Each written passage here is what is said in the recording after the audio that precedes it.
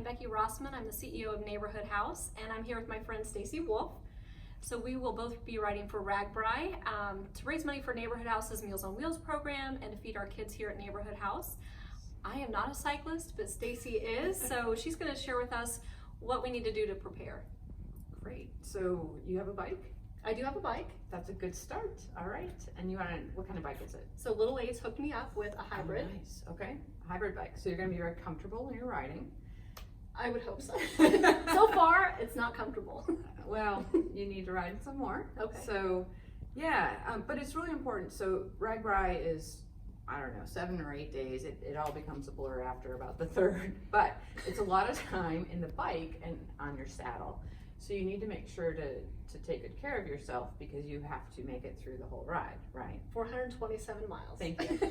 I knew it was a long one, but so every day when you get off your bike, you need to remember that the next day you have to get back on your bike. So, and it gets harder as you go along. So take care of yourself. And one of the first things you want to do, I'm just gonna talk about these, is you'll want to have cycling specific shorts. So these are pretty, looks like a diaper. Fancy. Can you see the diaper part? So these have what is called a chamois. It looks like this, and that protects, you know, it's really between thick. you and the saddle. That's the protected. So it's called a chamois because they used to be made of leather, and thank goodness they're not anymore. But that's actually one of the things you're going to want to have several pair of for the ride. So how do you take care of these? How do you wash them? So I throw mine in a washing machine and then you just let them air dry. Okay. You can put them in the dryer, but then they get fuzzy, and that creates bad news all around. So, yeah. How do you know what's a good fit? Because I've seen these in different sizes. So the tighter the better, and because the less opportunity for the shorts to move on. So like these are baggy shorts, so when I walk they move. Well, if you're on a bike and your shorts are baggy and they're moving constantly, that's going to cause what we call chafing, which you don't notice till you get in the shower after, which is a whole lot of fun. It feels like your skin's on fire, but you want them really tight. You're not really selling this, just so you know. I know. So you want them really tight, and plus if you get them too big, then the chamois kind of sticks out the back and it gets caught on stuff. So it gets caught on my seat already for my other bicycle shorts. When I hop off, my chamois gets caught. A little big. All right. Maybe go down a size. Okay. So, but the chamois gets to be a bit bulky after a while, and after several days in the saddle, you know, you just really need to take care of yourself. So one of the products that I've used in the past is this. It's called Hoo-Ha Ride Glide. Well, now that doesn't sound like something that makes this ride sound like a lot of fun. Well, it makes it better for your hoo-ha, for sure. I have heard of this, or Yes. another female rider told me about this. Yes. So what that does is it just reduces friction. It reduces, you know, you're going to sweat, and when you sweat, there's salt, and salt is crystal, and that creates rubbing. And so, Hoo-Ha Ride Glide. Good to know. Good stuff. Yes, and I'll have my own, and you should have your own, and we should all have I will some make of sure this. I have some of this. Okay, and another product that people sometimes use is called chamois butter, and it looks like this. Now, this stuff is like elixir of the goddesses. It feels so lovely when you put it on your skin anywhere.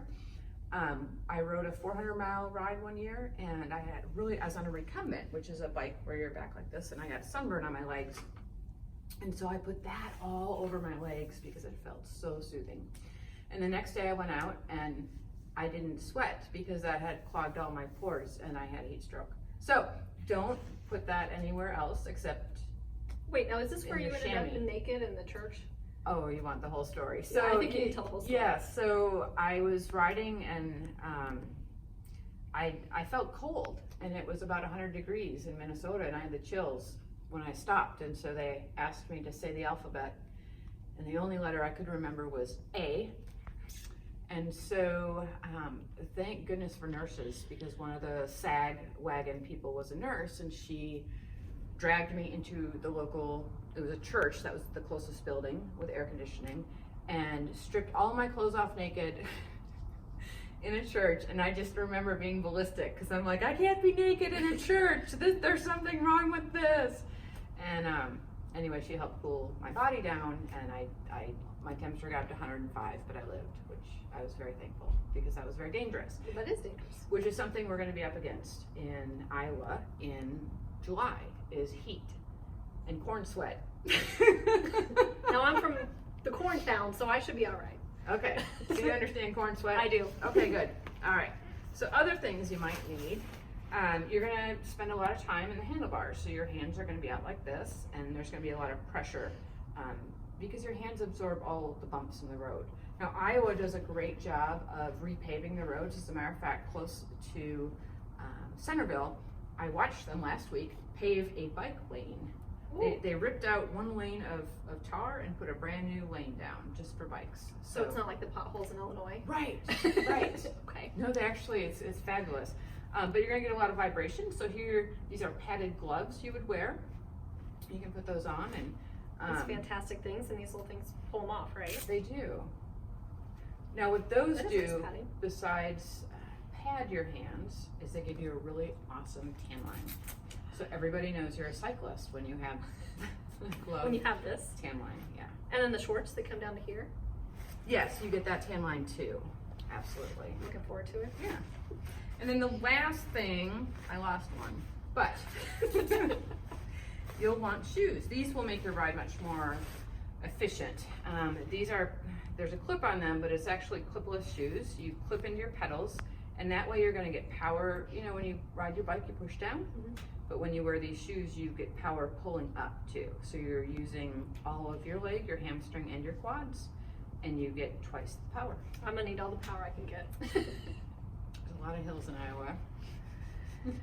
Well, I'm looking forward to it. I appreciate you coming out and sharing with me the things that I'm gonna need, because this is gonna be very uncomfortable regardless, but if this can minimize some of it. Yeah, it's gonna be a good time. The best part about a ride like this is there's about 10,000 people around us, and we can tell them all about why we're riding and what we're doing and the difference we're making in the lives of people here in Peoria.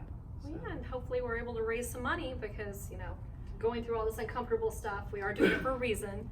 Again, to raise money for Neighborhood Houses, Meals on Wheels, and to feed kids.